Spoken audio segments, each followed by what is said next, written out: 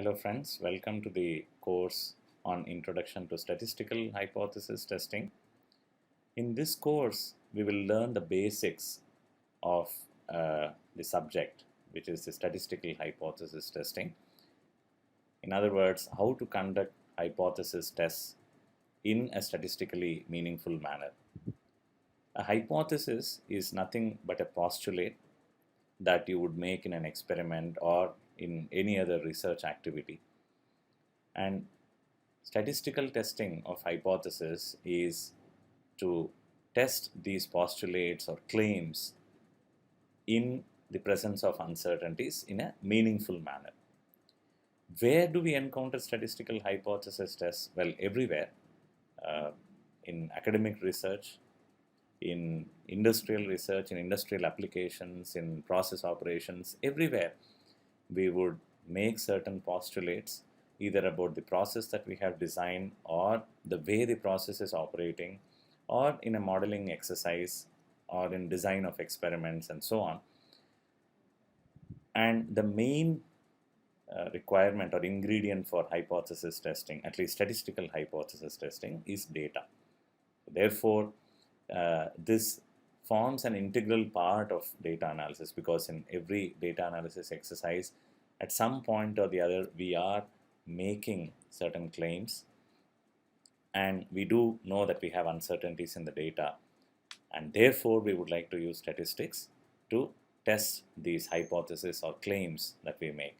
To give you an example of a hypothesis test, if I'm a quality inspector of a manufacturing process, then one of the jobs in hand would be to test if the intended quality has been achieved. As an example, in a ball bearing manufacturing process, I would probably be interested in knowing whether on the average the diameter of the ball bearings that are being manufactured are at the intended level or of the intended size.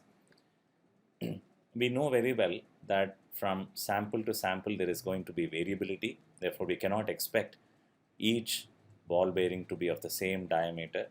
But on the average, it's reasonable to expect. And in a statistical hypothesis test, I would postulate that as a designer, as a manufacturer, that on the average, the ball bearings that I'm manufacturing are at the or of the intended diameter. And as a quality inspector, I collect samples and then subject it to a statistical hypothesis test to verify the claim of the manufacturer. Or as a control engineer, I would claim that the controller that I've designed for the reactor is indeed maintaining the reactor at the desired temperature, again on the average. Now, again, I would have to collect data, and then depending on the number of observations and the kind of assumptions that I make on the uncertainties in the data, I would have to invoke the appropriate hypothesis test. In a modeling exercise where I'm doing performing, for example, regression, I'm very often interested in knowing whether a parameter should be zero, that is, whether a particular term in the model should be present or not. And again, there I will, and here we're talking about empirical modeling. Again, I collect data, fit a model, and then check how significant the parameter estimate is. Or maybe I want to see, as an experimentalist, I have actually designed two different experiments, and I would like to know if both experiments give me the same outcome, that is, outcome the same rigor or otherwise. Or I have designed a survey and I would like to know which survey is more effective, and so on. So there are a number of applications and research activities where hypothesis test appears as an integral part or an integral step of the entire activity. In this course, we'll start with the basics of probability and statistics. That's because that's critical and vital to knowing how hypothesis tests have to be conducted statistically. And then we'll learn the general concept and philosophy of a hypothesis test.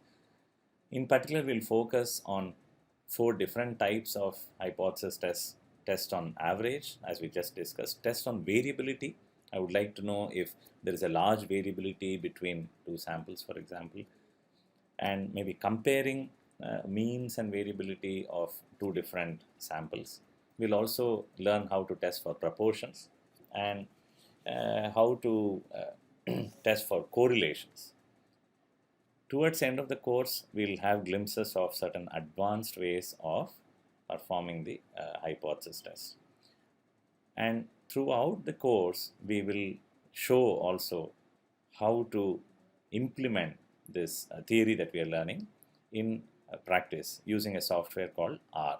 So we'll have a quick tutorial on R as well at the beginning of the course. So friends, I hope you'll really enjoy and benefit from this course, and that I'll be able to see and talk to many of you during the conduct of this course. Good luck.